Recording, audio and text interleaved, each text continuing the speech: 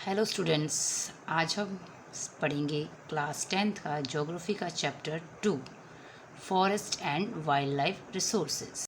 सबसे पहले बायोडाइवर्सिटी, क्योंकि आपका चैप्टर का नाम है फॉरेस्ट एंड वाइल्ड लाइफ। आप सबको पता है फॉरेस्ट में कितने टाइप्स के ट्रीज़ हैं और वाइल्ड लाइफ है कितनी तरह की। आप देख सकते हो बटरफ्लाइज हैं, इंसेक्ट्स हैं, एनिमल हैं, बर्ड्स हैं। तो सबसे पहले हमें जानना है कि बायोडाइवर्सिटी होता क्या है। बायोडाइवर्सिटी होता है जब आपके एरिया में या कॉन्टिनेंट में या कंट्री में बहुत ही रिच हो वाइल्ड लाइफ और कल्टीवेटेड स्पीसीज, यानी बहुत सारी तरह की प्रजातियां हों, चाहे वो एनिमल्स की हों चाहे वो प्लांट्स की हों।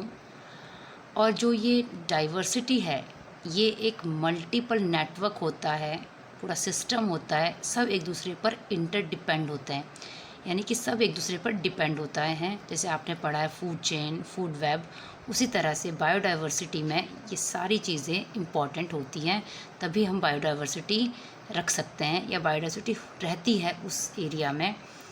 तो अब आपका है नेक्स्ट कि बायोडाइवर्सिटी की डेफिनेशन के बाद, जैसे मैंने नीचे देखो आप लिखा है 2 लाइन में, the existence of million of living being, यानी कि बहुत सारे करोड़ों या मिलियंस लिविंग बीइंग्स का एग्जिस्टेंस जो होता है उसी को हम कह सकते हैं बायोडाइवर्सिटी। यानी बहुत तरह के पेड़ पौधे, एनिमल, प्लांट, ट्रीज़, सब कुछ ज़्यादा वैरायटी में अगर होता है तो वो बायोडाइवर्सिटी कहलाता है।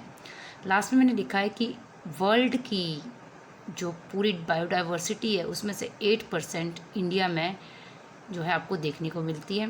इसमें 81,000 जो हैं वो हमारे पास फौना की स्पीसीज़ हैं, यानी ब्रैकेट में लिखा है मैंने एनिमल्स। एनिमल्स में सिर्फ एनिमल्स नहीं आते, बैक्टीरिया और मैमल्स कुछ भी आ सकता है। और 47,000 स्पीसीज़ जो हैं वो फ्लोरा की है, यानी प्लांट्स की हैं। तो इस तरह से हमारे इंडिया की बायोडाइवर्सिटी के बारे में आपको थोड़ा बहुत नॉलेज मिल गया है।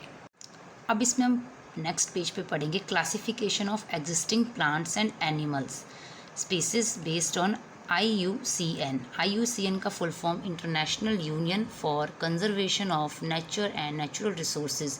ये एक इंटरनेशनल यूनियन है जिसने क्लासिफिकेशन की हुई है प्लांट्स एनिमल्स की, स्पीसीज की, उसके एग्जिस्टिंग के बेस पर। तो इसमें इन्होंने 6 टाइप बताए हुए हैं, जिसमें से 2 इस पेज में एक्सप्लेन किया है मैंने। पहला है नॉर्मल स्पीसीज और दूसरा है एंडेंजर्ड स्पीसीज। जो नॉर्मल स्पीसीज है उसमें मैंने लिखा हुआ है whose population level are considered to be normal for their survival, यानी जिनकी पॉपुलेशन नॉर्मल है, बहुत ज़्यादा भी नहीं है तो बहुत कम भी नहीं है, नॉर्मल है जितनी होनी चाहिए उनके सर्वाइवल के लिए। इसमें एग्जांपल आते हैं आपके कैटल और पाइन। पाइन जो है वो एक ट्री है, वेजिटेशन के अंडर आती है। नेक्स्ट है एंडेंजर्ड स्पीसीज। एंडेंजर्ड मीन्स ये थोड़ी सी खतरे में है, जिनका खतरा है उनको कि वो आने वाले टाइम पर ख़त्म हो सकती है। जैसे कि मैंने लिखा हुआ है which are in danger of extinction. Extinction होता है कि जो रही ही नहीं है, जिनका कोई मतलब कह लो है ही नहीं अस्तित्व, ख़त्म हो चुकी हैं। तो एंडेंजर्ड स्पीसीज मीन्स जिनका खतरा है कि वो बिल्कुल ख़त्म होने वाली हो, जो कि अब बिल्कुल नहीं रहने वाली हैं, तो उनको अभी एंडेंजर्ड स्पीसीज के अंडर हमने डाला है, जिनको डेंजर है ऑफ एक्सटिंक्शन का। इसमें लिखा मैंने survival of such species is difficult if the negative factor that have led to a decline in their population continue to operate. यानी कोई भी नेगेटिव फैक्टर अगर प्रॉब्लम क्रिएट करता है उनके सर्वाइवल पर, तो वो जो स्पीसीज़ हैं जो खतरे में हैं वो एंडेंजर्ड में मानी जाएंगी। इसमें एग्जांपल लिखा है मैंने black buck, lion, crocodile etcetera. जैसे मैंने आपको 2 डिस्कस की, अब 2 हमारी और हैं, vulnerable species and rare species. ये हमारे नेक्स्ट पेज पे हैं। तो वनरेबल मतलब whose population have decline to the level from where it is likely to move into the endangered category in the near future if negative factor continue to operate. यानी कि आने वाले future में अगर इनका ध्यान नहीं रखा गया तो यही जो वनरेबल स्पीसीज़ हैं जो एंडेंजर्ड में चली जाएंगी, यानी कि ये बिल्कुल खतरे में चली जाएंगी। अभी ये खतरे में नहीं है, अभी ये कम है, बट आने वाले टाइम पर अगर इनको कह लो कि इनका ध्यान नहीं रखा गया या कोई भी नेगेटिव फैक्टर की वजह से ये जो है फिर एंडेंजर्ड कैटेगरी में मूव कर जाएंगी। इसमें आती है ब्लू शिप, गैंगेटिक डॉल्फिन। आप सबको पता है जो हमारी नेशनल वाटर एनिमल है या एक्वेटिक एनिमल है वो है गैंगेटिक डॉल्फिन, यानी कि जो गंगा में डॉल्फिन रिवर है, जो आपने देखा कि आजकल लॉकडाउन के बाद न्यूज़ में भी आया था कि गंगा नदी में डॉल्फिन देखी गई है। तो ये वही डॉल्फिन है जो कि वनरेबल स्पीसीज़ के अंदर आती है, उसके अंडर ही आती है। और अगर इसको बचा के नहीं रखा गया तो आने वाले दिनों में ये एंडेंजर्ड कैटेगरी में जा सकती है। नेक्स्ट है रेयर स्पीसीज़। रेयर आपको पता ही है, जिसे हम कहते हैं दुर्लभ, बहुत कम। तो स्पीसीज़ विद स्मॉल पॉपुलेशन, ये पॉपुलेशन में कमी होती है, पहले से ही कम होती हैं, और अगर इनका ध्यान नहीं रखा गया तो ये एंडेंजर्ड और वनरेबल कैटेगरी में जा सकती हैं। इसमें एग्जांपल आता है हिमालयन ब्राउन बियर और डेजर्ट फॉक्स। अब हमारा नेक्स्ट पेज, इसमें हमने जो 4 पढ़ी थी उसके बाद जो हमारी 2 रह गई थी क्लासिफिकेशन, वो है एंडेमिक स्पीसीज़ और एक्सटिंक्ट स्पीसीज़। आपको नाम से क्लियर हो रहा है एंड मतलब जो ख़त्म होने ही वाली है बस, एंडेमिक स्पीसीज़। तो these are found in some particular areas, usually isolated by nature और जोग्राफिकल बैरियर्स। तो ये जो स्पीसीज़ हैं ये पहले से कम होती हैं, ये मोस्टली ऐसे एरिया में मिलती हैं जो आइसोलेटेड है, जो थोड़े अलग है, वो चाहे नेचर की वजह से हो, चाहे वो किसी जोग्राफिकल बैरियर की वजह से हो। जैसे आप देख सकते हो एग्जांपल में Andaman till and Nicobar pigeon, ये जो 2 आपके पास स्पीसीज़ हैं। आप सबको पता है कि अंडमान निकोबार जो है वैसे ही आइसोलेटेड है, क्योंकि आइलैंड है, इंडिया का ही आइलैंड है और इंडिया से थोड़ा सा अलग हटके है। आप सबको पता है ये बे ऑफ बंगाल में है। तो अंडमान और निकोबार में दोनों जो ये स्पीसीज़ हैं ये जोग्राफिकली बैरियर, क्योंकि आपको पता है बीच में पानी आ गया तो वो जोग्राफिकल बैरियर बन गया, समुद्र आ गया, तो बे ऑफ बंगाल की वजह, जो ये आपका इंडियन ओशन है का पार्ट है, उसकी वजह से जो है ये एक बैरियर के रूप में अलग हो गया इंडिया से। तो इसीलिए जो ये स्पीसीज़ है ये एंडेमिक स्पीसीज़ है, ये पर्टिकुलरी एरिया में ही मिलती है और ये आइसोलेटेड होती हैं नेचर से या जोग्राफिकल बैरियर की वजह से। उसके बाद है एक्सटिंक्ट स्पीसीज़। एक्सटिंक्ट से नाम से क्लियर हो रहा है, एक्सटिंक्ट मतलब ख़त्म हो चुकी हैं, अब ये आपको देखने को ही नहीं मिलेगी। 2 species which are not found after search of known और लाइकली एरियाज वेयर दे में अकर, यानी ये पहले होती थी वहाँ भी नहीं मिलेंगी, आप चाहे कितना ढूंढ लो उसके बाद वो आपको दिखाई नहीं देंगी। एक्सटिंक्ट हो चुके मतलब ख़त्म हो चुके, नो मोर, अभी नहीं रही। It may be extinct from a local area, हो सकता है किसी लोकल एरिया से गायब हो जाए या किसी रीजन से ही गायब हो जाए या किसी कंट्री से ही या किसी मतलब पूरे संसार से, पूरे अर्थ से ही, पूरी पृथ्वी में ही आपको इनकी स्पीसीज़ देखने को ना मिले। तो ये एक्सटिंक्ट स्पीसीज़ इसके अंडर आती है। इसमें एशियाटिक चीता और पिंक हेडेड डक आता है। अब मैं आपको यहाँ पे एक बुक की हेल्प से एंडेंजर्ड एनिमल्स की कुछ पिक्चर्स दिखाती हूँ जो कि खतरे में हैं। आप ये देख सकते हो, ये एक पैरेट है, शक्ल से पैरेट जैसा लगता है और वाइट कलर का है। और यहाँ पर आप देख सकते हो एक पॉइजन फ्रॉग है, ऐसा फ्रॉग आपने कभी देखा भी नहीं होगा। और उसके बाद यहाँ पर आप कुछ और देख सकते हो ऑर्गेनिजम्स जो एंडेंजर्ड हैं, जिनकी पिक्चर्स हैं, कुछ फ़िश भी हैं। मोस्टली आप देख सकते हो सब एक्वेटिक दिख रही है हमें। ये वाइट कलर का कोरल है, आपने पढ़ा था 9th क्लास में। कोरल जो होता है एक ऑर्गेनिज़म होता है, छोटा सा माइक्रो ऑर्गेनिज़म। ये सांप, रेप्टाइल, बटरफ्लाई, ये देखिए पिक्चर्स। ये स्पाइडर भी है, पर स्पाइडर की एक कैटेगरी है। ये टाइगर, ये सब जो हैं एंडेंजर्ड है। आने वाले दिनों में ये शायद आपको देखने को ना मिले, अभी ये खतरे में है। अब हमारा नेक्स्ट जो टॉपिक है जो बहुत इम्पॉर्टेंट है, जो 5 मार्क्स में पूछा जा सकता है और 3 मार्क्स में पूछा जा सकता है, लॉन्ग क्वेश्चन शॉर्ट क्वेश्चन दोनों से। अगर 5 में पूछा जाएगा तो सारे पॉइंट्स लिखना, अगर 3 में पूछा जाएगा तो आप जो 3-4 पॉइंट आपको ईजिली याद हो जाएं वो लिख लेना। तो 3 क्वेश्चन मैंने ऊपर लिखे हुए हैं। Factors responsible for depletion of flora and fauna, human activities affecting the depletion of flora and fauna, factor responsible for decline in biodiversity. Question आपको घुमा के कैसे भी पूछा जाएगा बट आंसर आपका सेम रहेगा। तो हम यहाँ पढ़ेंगे कौन कौन से फैक्टर्स हैं या कौन कौन से रिस्पॉन्सिबल फैक्टर हैं जिनकी वजह से फ्लोरा फाउना जो है ख़त्म हो रहे हैं, या कह सकते हो कि बायोडाइवर्सिटी में डिक्लाइन हो रहा है, गिरावट हो रही है। तो सबसे पहले जो हम पढ़ेंगे, मैंने देखिए येलो कलर से थोड़ा डार्क किया है इसका पॉइंट। तो फर्स्ट पॉइंट है एक्सपेंशन, सेकंड पॉइंट है एग्रीकल्चर एक्सपेंशन ड्यूरिंग 1951-1980, थर्ड है एनरिचमेंट प्लांटेशन, फोर्थ है large scale development projects, fifth है माइनिंग, सिक्स्थ है हैबिटेट डिस्ट्रक्शन और सेवन्थ है अदर फैक्टर्स। अब मैंने इनके बारे में लिखा है फर्स्ट पॉइंट, जैसे कि आप सब ने पढ़ा था पिछली साल हिस्ट्री में 9th क्लास में कि रेलवे का एक्सपेंशन किया था, एग्रीकल्चर एक्सपेंशन किया था, कमर्शियल एंड साइंटिफिक फॉरेस्ट्री का एक्सपेंशन किया था और माइनिंग एक्टिविटीज़ का एक्सपेंशन हुआ था कॉलोनियल पीरियड में।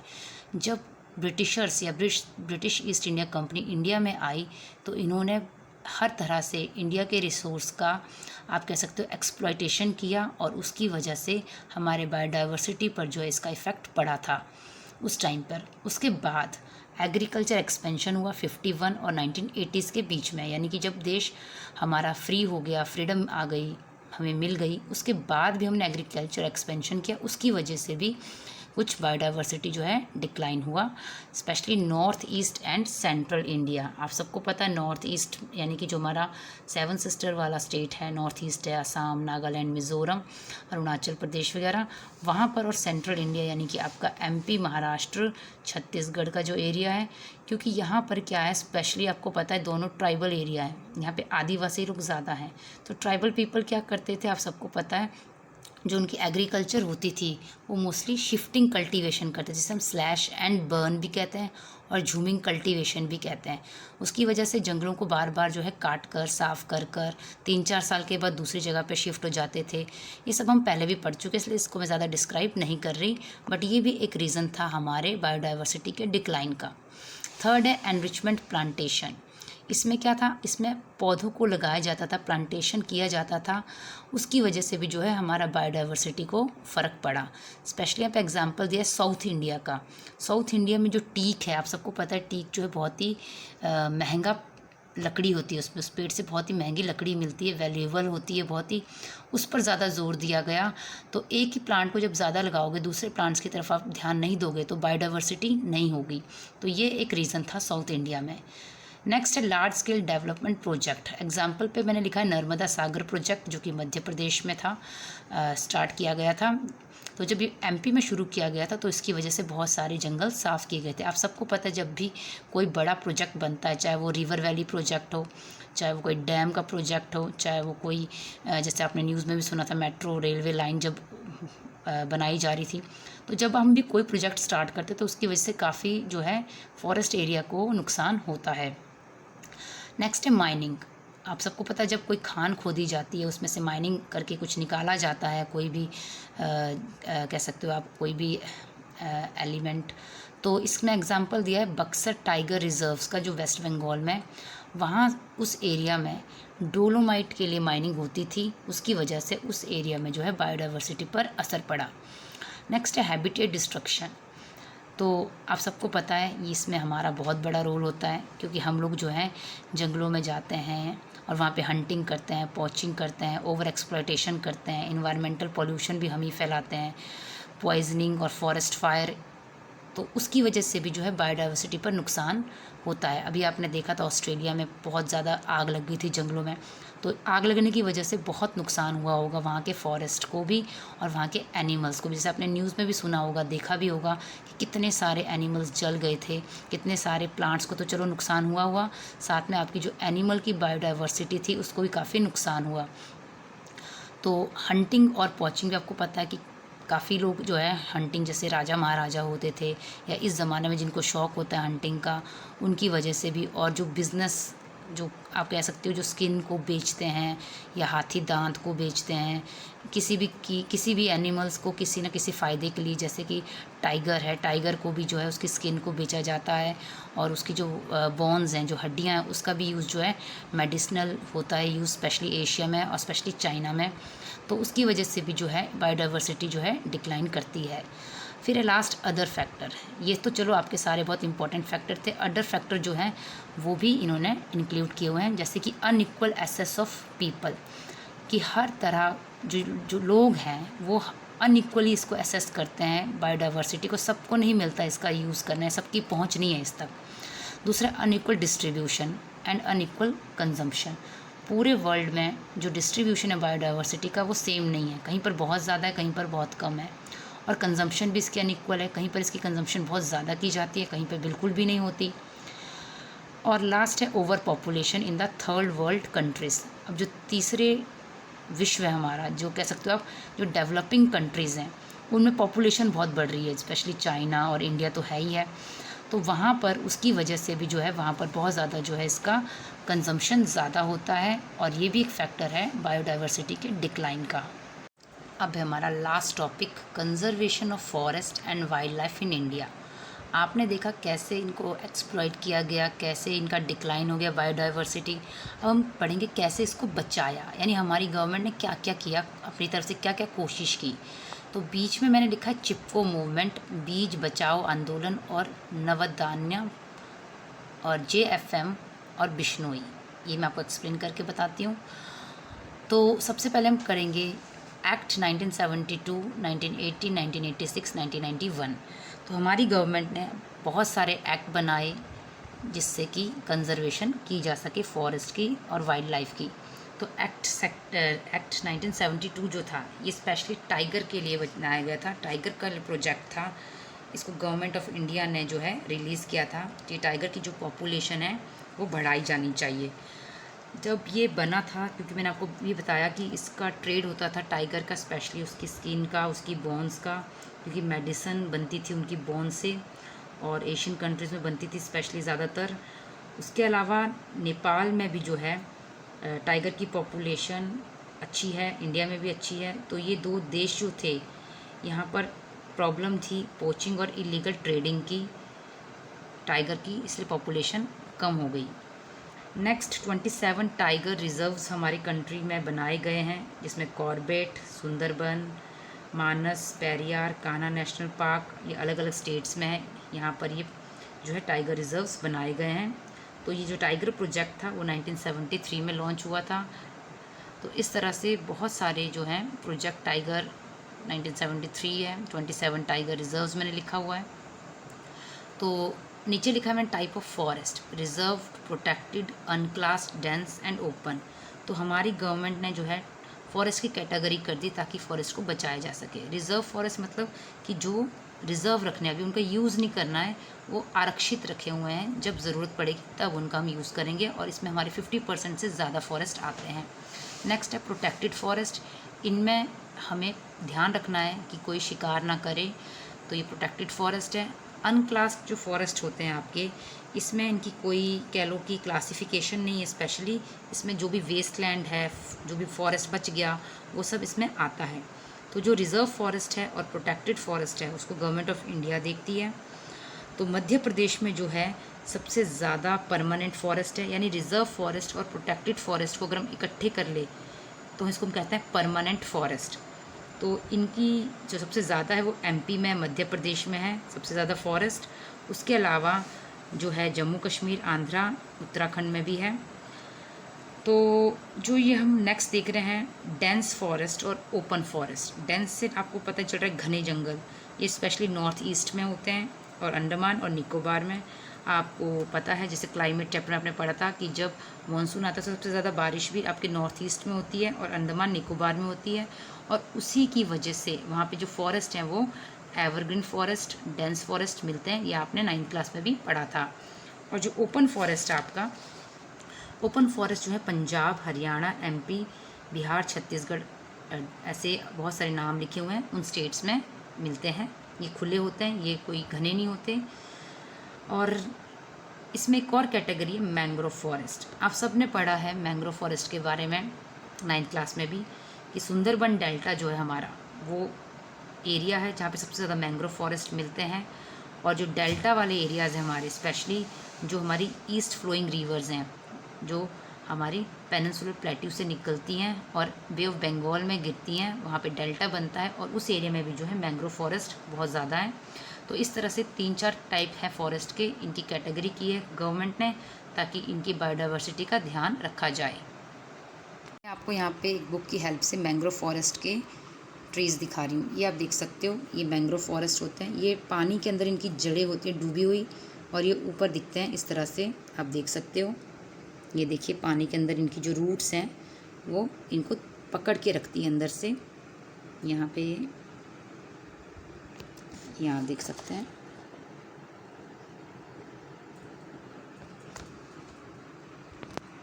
नेक्स्ट है कम्युनिटी एंड कंजर्वेशन।